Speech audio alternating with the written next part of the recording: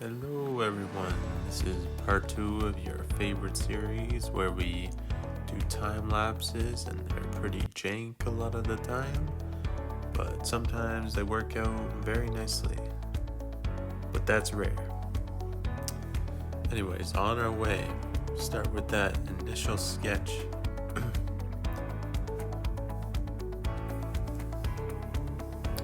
My reference on the page as normal. The initial sketch. Just wanted to decide on the pose, so used like a reference for the pose I wanted. And now I'm just building on the details of my character. Just on top of that, using it as a model for it. When deciding on this pose, I was thinking a lot about how Elias is the kind of guy that wants to really clench his fist around life and wants to grab every moment, and also it's just a pretty cool pose. Gotta love clenched fist poses. Here I am doing a red color on top. Find varying the colors when you do sketches helps view different parts of the sketch.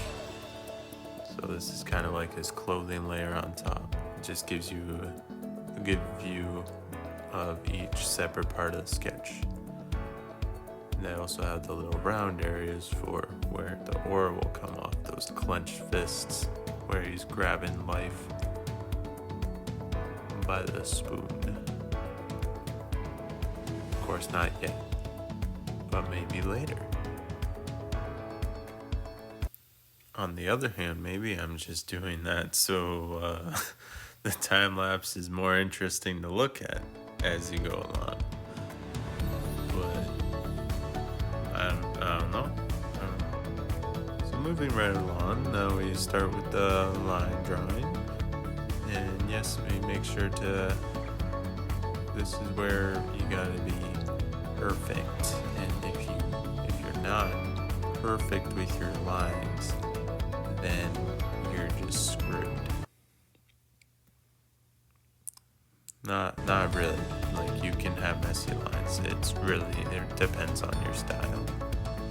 But I want to be pretty clean, and you got to be very careful when you go for it.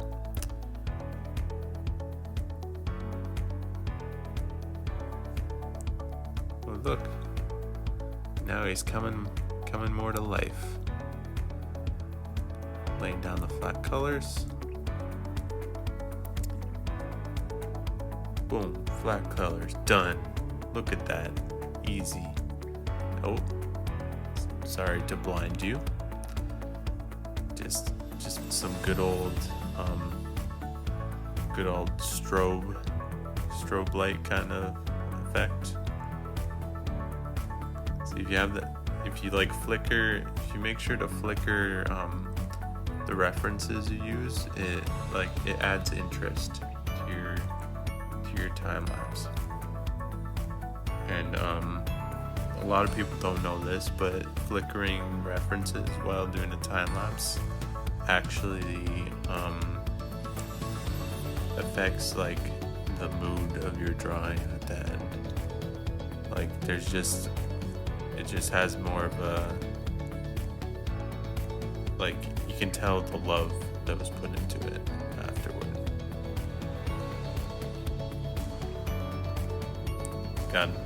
Gotta love those flickers. Yep.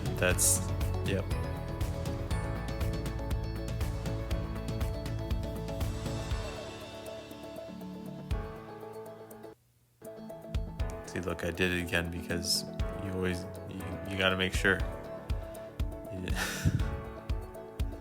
You just gotta make sure, you gotta make sure to flicker enough. Give it lots of love with those flickers of references. There's another one.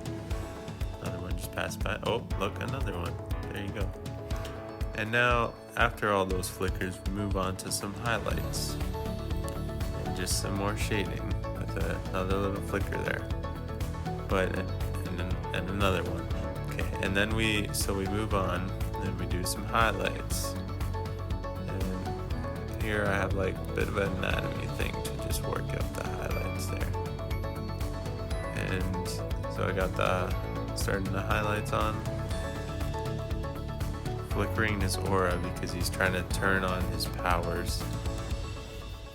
And as you can see, he's turned on his powers and he's making little milk carton icons appear. And he's even changing the color of the background with those powers. Yep. That's how you do it. I'm adding like some background effects. Got the logo at the background again. Cereal Trap logo. Doing some soft shading and the highlights. Yeah, this one has lots of soft shading. And I also did some opacity, playing with opacity on the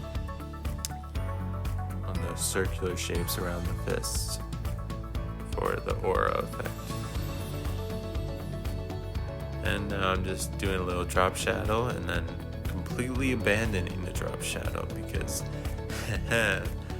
that's my trademark move.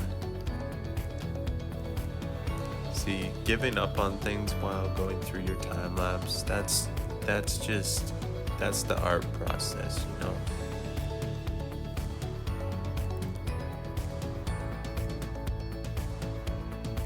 A true artist knows when to give up on things.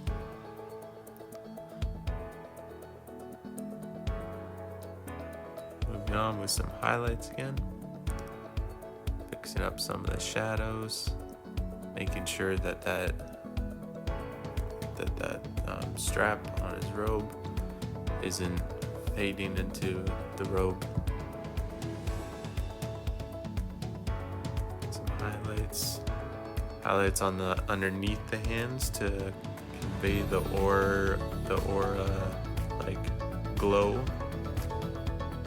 So I just went with a pure white there, and had like little bubbles, and then trademark. Thank you so much for taking the time and watching my really crappy time lapse. I will have many more time lapses to come, and you can check out previous ones on my channel in the time lapse with commentary playlist. Everyone have a great day, and remember to flicker.